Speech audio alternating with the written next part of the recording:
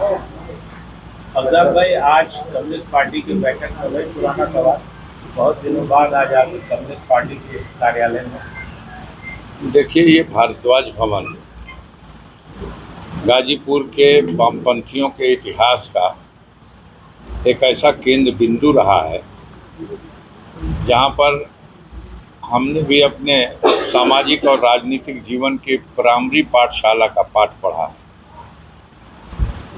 अब आइए, आज के परिवेश में ये बैठक तो राष्ट्रीय स्तर पर वामपंथी दलों ने इंडिया गठबंधन के साथ मिलकर इस चुनाव में फिरका परस्त ताकतों को, जो सत्ता में बैठे हुए झूठ बोल के जनता को ठग करके सत्ता हासिल करने वालों को सत्ता से बेदखल करके और एक साफ सुथरी सबके परामर्श से एक ऐसी सरकार का गठन जिसकी सरकार में समाज के गरीबों के लिए भी, पिछड़ों के लिए भी, किसानों के लिए भी, नौजवानों के भविष्य के लिए भी तमाम तरह की कार्य योजना बने और अमल में आए, देश में संविधान सुरक्षित रहे और देश की व्यवस्था जो आज चौपट हो चुकी है ये फिर पटरी पे आ सके।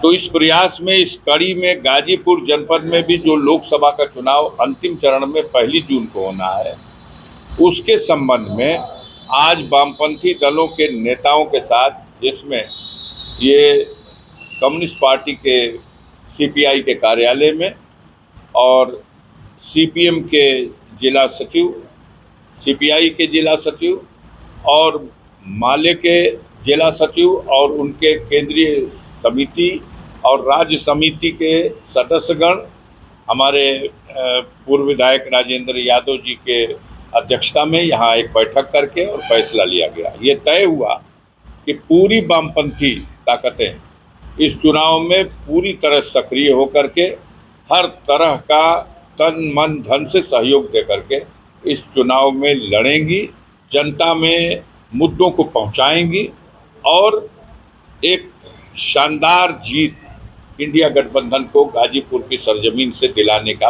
प्रयास करेंगे। अंसारी साहब, एक क्या वजह है कि देश में कई जगह जो कम्युनिस्ट पार्टी की जो विंग है वो इंडिया अलायंस में नहीं है लेकिन गाजीपुर में है?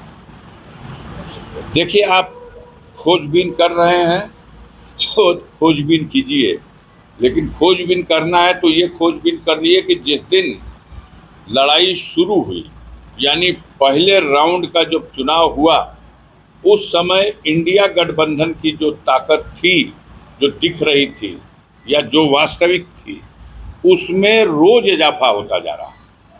बड़ी तेजी से दूसरे राउंड का चुनाव जो कल संपन्न हुआ है, बहुत कुछ बदल चुका था। हर अगले चरण में आप देखेंगे कि एनडीए गठबंधन ध्वस्त होता चला जाएगा और इंडिया गठबंधन बुलंदी पर उठता चला जाएगा। ये एक माहौल बनता जा रहा। सब ये फैसला करने पर आमादा हो गया कि इंसान के जीवन से जुड़ी हुई समस्याओं का समाधान करने के लिए आगे भी वक्त मिल सकता है, लेकिन जब देश का संविधान ही नहीं रहेगा, देश में लोकतंत्र ही नहीं रहेगा, तो ऐसी स्थिति में देश के लिए एक संकट की घड़ी है। और इस बार एक वोट संविधान के लिए, इस बार एक वोट देश की लोकतंत्र की व्यवस्था के लिए और जनता को जागरूक करने के लिए ये प्रयास, सामूहिक प्रयास जो तेजी से चल रहा है, अभी देखिएगा अगले राउंड में ये तूफान बन जाएगा। अंसारी साहब, 2 चरण का चुनाव हो गया और आपने कहा कि एक वोट, तो मतदान का जो प्रतिशत गिरा है उससे क्या लगता है, किस दिशा में जा रहा है? वो जो बड़े जोश में मोदी जी की सभाओं में आप लोग दिखाते थे और फोकस करते थे, मोदी मोदी, वो उत्साह, वो जुनून, वो खत्म हो चुका है। अब सरजू के तट पर खड़े होकर के अयोध्या में 100 ब्राह्मणों ने सौगंध लिया कि मोदी को सरकार से बेदखल करना है। अब हरिद्वार में क्षत्रिय समाज के लोगों ने गंगा जी का जल हाथ में लेकर सौगंध लिया कि इन झूठ बोलने वालों को सत्ता से बेदखल करना है। पश्चिमी उत्तर प्रदेश में जो हुआ, ये जो आप कह रहे हैं प्रतिशत कम हुआ, ये यही वजह है जिससे प्रतिशत कम हुआ।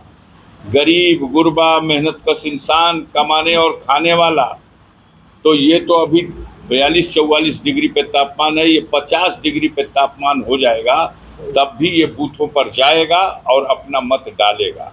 हाँ ज़रूर सुकुवार लोगों के लिए कुछ दिक्कतें खड़ी होंगी, और वही सुकुवार लोग जो कल मोदी की जयकारे लगाते थे, आज उनके क्रियाकलापों से 10 साल में उन्होंने निराश किया है।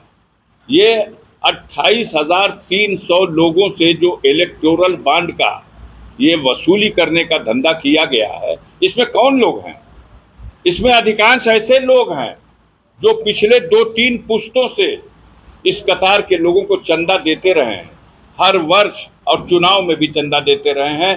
बाप ने दिया, दादा ने दिया, खुद दे रहे हैं। आज उन्हीं को इंजेक्शन लगा दिया गया कि तुम्हारा रिटर्न फाइल हुआ है 2000 करोड़ का, अब तुमने 10 करोड़ का पार्टी को चंदा दिया है, चलो 200 करोड़ पहुंचा दो। आंख से पट्टर हट गया, दंग रह गए लोग जब यह दुनिया ने देख लिया कि बीफ के नाम पर व्यापार करने वाले, बीफ का व्यापार करने वाले व्यापारियों से भी आपने 250 करोड़ रुपए का चंदा लिया।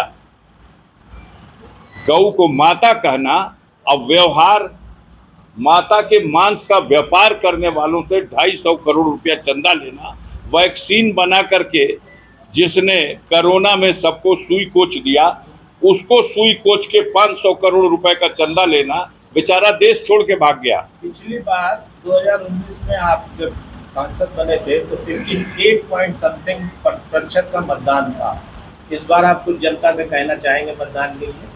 मतदान के प्रति गाजीपुर की जनता, गरीब जनता, मेहनतकश जनता पूरी तरह से जागरूक है, और एक गुस्सा है लोगों में। मोदी और उनके लेफ्टिनेंटों ने जो माहौल बना रखा है, कानून व्यवस्था की जो दुर्गति है, जिस तरह से लूट है खुलेआम, घूसखोरी अब लगता है सीनाजोरी का रूप ले चुकी है।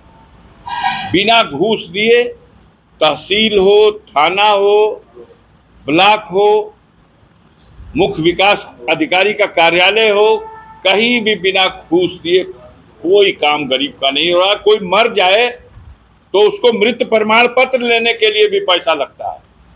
कोई मर गया तो उसके वंशजों को विरासत चढ़ाने के लिए भी पैसा लग रहा है। क्या लगता है मतदान का प्रतिशत गाजीपुर में घटेगा या पहले से बढ़ेगा?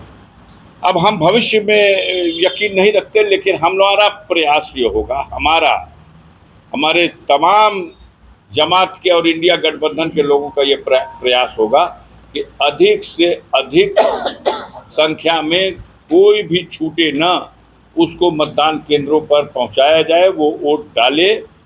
हम प्रेरित करेंगे लोगों को मत डालने के लिए। लेकिन जो लोग निराश हो गए, जिन लोगों के अरमानों को मोदी जी ने मिट्टी में मिला दिया, वो निराश हैं, वो घर सोए रह जाएंगे। तो जो प्रतिशत घटेगा उसके लिए मैं क्या कर सकता हूँ? दो राउंड का पोलिंग हुआ है, 400 के पार वाला मतदान था। अब कहानी खत्म हो गई है। 200 पहुंचने की बात करिए, 150 के आसपास मोदी जी का ग्राफ आ चुका है। अब देखिए आरएसएस के लोग क्या तिकड़म लगाते हैं कि वो किसी तरह 200 चले जाएं। अब सवाल खत्म हो चुका है। 400 का तो नाम मत लीजिए, 80 में 80 का नाम मत लीजिए। 16 सीटों का चुनाव हो गया, आधी सीट भी नहीं जीत पाए। उत्तर प्रदेश में जो स्कोर आया है, कौन कौन सा सीट बताएं? मेरठ में ले जाके किसका चेहरा खड़ा कर दिया आपने? उसका चेहरा खड़ा कर दिया जो देश की जनता की निगाह में अरुण गोविंद साहब थे ना, वो तो राम का किरदार अदा कर चुके थे, और मट्टी पलीत कर दिया। अलीगढ़ में क्या हो गया? तो तमाम आपकी शानदार जीती हुई सीटें हमेशा की वो गई, आधी सीट भी नहीं निकल रही। आपने सपना दिखाया था कि हम तो दक्षिण में भी सीट ले लेंगे। इंडिया अलायंस का संभावित चेहरा कौन हो सकता है? इंडिया अलायंस का संभावित चेहरा हम समझते हैं कि इलेक्शन होने दीजिए। बहुत से ऐसे लोग हैं जो मोदी से अगर तुलना करिएगा तो 100 से अधिक ऐसे इंडिया अलायंस में चेहरे हैं जो मोदी से 10 गुना बेहतर देश चला सकते हैं। हैं? टॉप 3। अब ये तो ऊपर के नेताओं से पूछिए, हमारे लेवल पे ये कहना, अपने से नाम बताना उतनी औकात नहीं है। लेकिन इतना जरूर बता सकते हैं कि 100 से अधिक ऐसे हैं जो मोदी जी जिस तरह से देश का कबाड़ा निकाल दिए हैं, अगर जनता ने अवसर दिया तो देश को फिर से पटरी पे लाने की क्षमता रखते हैं। सांसद जी, अभी आपने कहा था कि मोदी और आरएसएस की जो बात चल रही, तो क्या लगता है इन दोनों में कुछ ठीक नहीं, इसलिए 150 के नीचे सीधे रहेंगे? नहीं, बुरी तरह से हताशा है। किस मुद्दे पे आप लोगे वोट? आपने बेईमानी भ्रष्टाचार खत्म किया, उसको सीना जोरी के रूप में बदल दिया। आपने महंगाई खत्म किया, 54 रुपए लीटर का पेट्रोल डीजल वो 90 रुपया, और 64 रुपए लीटर का पेट्रोल आज 100 रुपया, 400 का गैस सिलेंडर आज 1200 रुपया। कहाँ है? आप चालाकी करने में माहिर हो। आप 50 किलो के किसान की बोरिया का जो यूरिया थी उसमें से 10 किलो गायब कर दिया, कीमत वही रह गई। आपने महिलाओं के लिए हाथ में जो माचिस की डिबिया 4 आने की मिलती थी, आज 2 रुपए की माचिस की डिबिया, उसमें से 10 तीली निकाल लिया। पहले 50 की तीली होती थी डिबिये में, अब 40 की तीली मिल रही है। तो मोदी जी ये जो गुजराती मॉडल लगाया था उन्होंने, अब जनता इसकी हकीकत को समझ चुकी है। बेरोजगारी से नौजवान त्रस्त हो चुका है।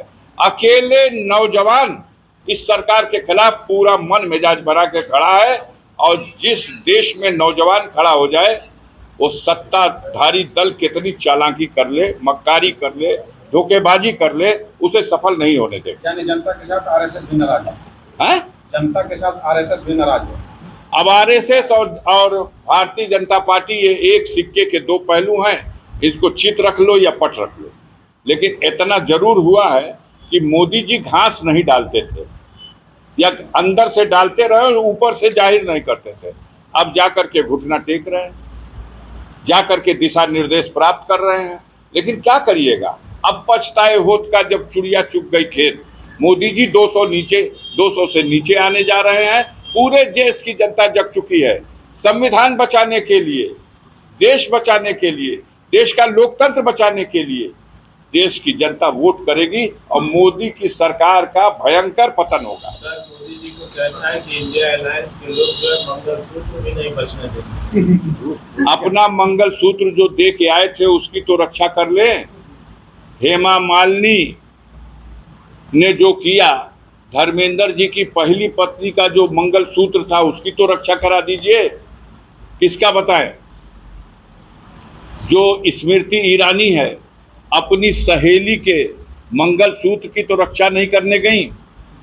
जो खुद मंगलसूत्र की कदर नहीं किए लोग, वो दूसरे के मंगलसूत्र का सवाल कहाँ खड़ा होता है? ये भावनात्मक एक सवाल खड़ा किया गया है। महिलाएं तो सबसे ज्यादा गुस्से में। मोदी का नाम लेके जिस तरह की भाषा महिलाएं बोल रही हैं, वो हम लोग दोहरा नहीं सकते। जाइए ना, मिलिए महिलाओं से। कितना ठगेंगे भाई, हद हो गई। एक अंतिम सवाल, बनारस में ओवैसी साहब ने मुख्तार की मौत पर कुछ बयान दिया है, उस पर क्या कहते हैं? आप पता नहीं क्यों ओवैसी में इतना आप लोग इंटरेस्टेड रहते हैं। ये इंटरेस्ट आपको हम समझ सकते हैं। मोदी के लिए आपकी दिलचस्पी क्या है ये भी समझ सकते हैं। लेकिन ओवैसी साहब मुख्तार अंसारी के लिए क्या बयान दिए, मैं तो नहीं देख पाया। आप अगर देखे हो तो उसको पढ़ के सुना दीजिए। देश के बहुत से नेताओं ने मुख्तार अंसारी के साथ जो घटना हुई, अभी यहाँ पर हमारे राजेंद्र यादव जी ने, हमारे माले के नेता ईश्वरी प्रसाद कुशवाहा जी ने ये सब बातें कही, किसी की नहीं सुनाई दी। सब लोकल स्तर पे आ जाते हैं। एलजी साहब आए थे, फिर सुना है 10 दिन के लिए। हाँ, 2 दिन के लिए आए थे, 10 दिन के लिए फिर आएंगे, फिर आगे 10 दिन के लिए आएंगे। लेकिन जितनी गाजीपुर की जनता है और जितने देवी देवता गाजीपुर के हैं, ये सब एलजी साहब को पहचानते हैं। और भारतीय जनता पार्टी के नेताओं से पूछिए खैरियत क्या है। अंदरूनी बगावत की स्थिति है भारतीय जनता पार्टी में। जो 40 साल से गाजीपुर की धरती पर भाजपा की राजनीति को एक तरह से मुट्ठी में बंद करके वो बैठे हुए हैं, वहाँ जो उनसे सीनियर वाले नेता हैं वो अपनी आकबत को रो रहे हैं। नई जनरेशन तिराह बोल रही है। खैरियत उन लोगों की पूछिए। हम तो कह रहे हैं कि सीधे आ गए होते टिकट लेके, बहुत मजा आया होता। सांसद जी, आपके बयान एक टिप्पणी करते हुए विपक्ष के प्रत्याशी यानी बीजेपी के पास सांसद ने कहा है कि जिस पोखरे की आप बात किए थे वो मेरी पुश्तैनी है और मैंने कभी आपको टिप्पणी नहीं किया, वो इस तरह की टिप्पणी क्यों कर रहे हैं? न, हमारे लिए टिप्पणी न किया और बात है। हम भी टिप्पणी आपके प्रश्नों के उत्तर में कह दिए थे कि गाजीपुर में आम चर्चा का विषय है, गाजीपुर की बदनामी है कि ये नकल के क्षेत्र में गाजीपुर पूरे प्रदेश में बदनाम है। और नकल के क्षेत्र में छिपी हुई किसके बात है? ये कोई छुपा के होती है? गाजीपुर में नकल कराने का सबसे मुख्यालय कौन है, संचालक कौन है, ये दुनिया जानती है, हर कॉलेज वाले जानते हैं, पूरे क्षेत्र की जनता जानती है। रह गया सवाल कि भीटे की जमीन पे है कि नहीं विद्यालय, रह गया सवाल पोखरे की जमीन पे है कि नहीं विद्यालय। तो घबराइए मत, परेशान मत होइए, ज़्यादा सवाल करिएगा तो सामने कागज रख दूंगा और बोलती बंद हो जाएगी।